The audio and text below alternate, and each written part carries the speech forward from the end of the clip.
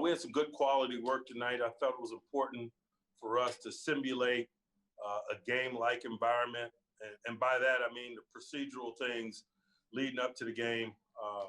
We approached it in that way in terms of our pre-practice work, the timeline that we followed leading up to the work, the routines, the stretch routines, and all the things that we would do in a preseason game is just another step that we're taking to ready the group for the regular season. I don't want it to be where we're in New York and that's the first time they're finding their rhythms prior to kickoff. And so, we're doing some things that we would normally do in preseason-like settings. We're just attaching it to the front end of a practice.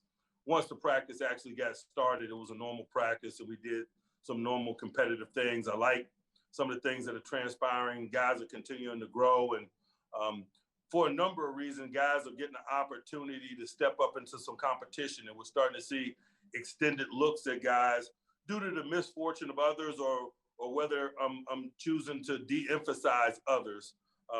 Those things happen in a training camp practice or during the course of a training camp process. I think as guys prove themselves in the groups that they're in, they get an opportunity to ascend, and we're seeing some of that. Had a couple of injuries that occurred during the course of practice that are being evaluated. Spillane had a finger that's being evaluated. Smallwood had a shoulder. Cam Kennedy had a knee, and Wormley had a shoulder.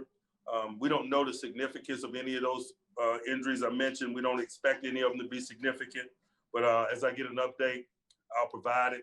Again, we have guys continuing to work themselves back into full participation, guys like James Washington and others. We had a number of guys that we held out of work or missed work today because they caught up in COVID proceedings or procedures.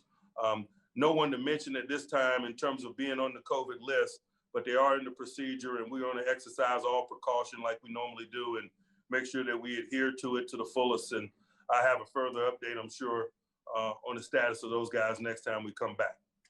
I'll open it up for questions. First question is Joe Rutter. Joe, go ahead.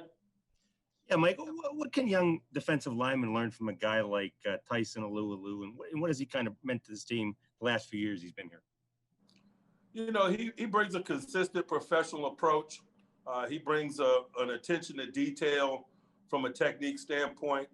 His fine motor skills relative to his position are excellent, but he drills it. And so if a young guy is watching, he'll see the process that he goes by in terms of developing it and maintaining it and enhancing it through the team development process. And so he's a good teammate in that regard. And obviously we're glad to have him. Next question, Jerry Dulac. Jerry, go ahead. Hi, Mike. I'm curious if the low-level back noise that you had tonight, would that be acceptable to you for a game if the NFL decides to use it? Did you like it? I don't care.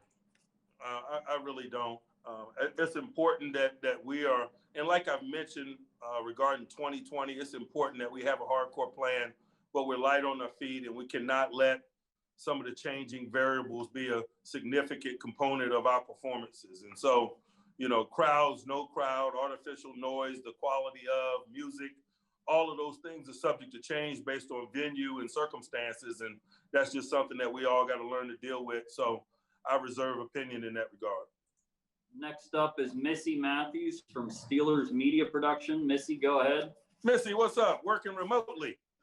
I'm in Heinz Field. I'm also in the parking lot right now because of the lightning. But at this time last season, Coach, in the preseason, you said that Bud and TJ had the makings of an awesome tandem. We saw what they were able to do in 2019. What are you seeing from those guys right now during camp with the patch just going on Monday? Just a continual maturation process of themselves as individuals, but also them as a tandem. It's fun to watch the cooperative work. They challenge one another daily. They hone their fine skills during special teams periods. Some of the unofficial things that they do, the routines that they have formed, is things that you see when you're looking at a special tandem. And I know that is their intention to be what it is we need them to be, which is special. Next up is Dale Lawley. Dale, go ahead. Hey, Mike, I was just wondering how you would classify the snaps of your backup long snapper. You know, we're determining who that is at this juncture. We have some candidates. We've worked Wiz in that capacity. We've worked Vance McDonald in that capacity. Marquise Pouncey has worked in that capacity in the past. So I don't know that anybody has a lock on that position. This process will reveal that to us. Next up, Mark Caboli. Mark, go ahead.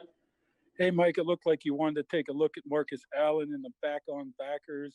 I mean, is that a role that you could see him doing this year? And what did you take out of that drill?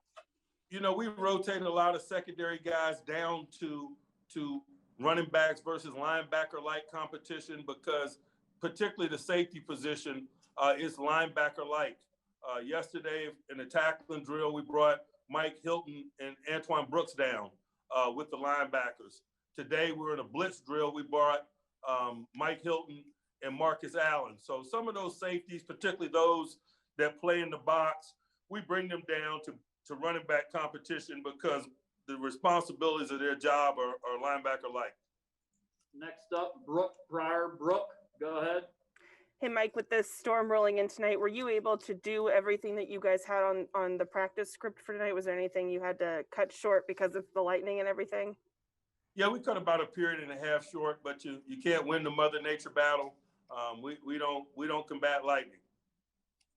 Follow-up question from Mark Caboli. Mark, go ahead.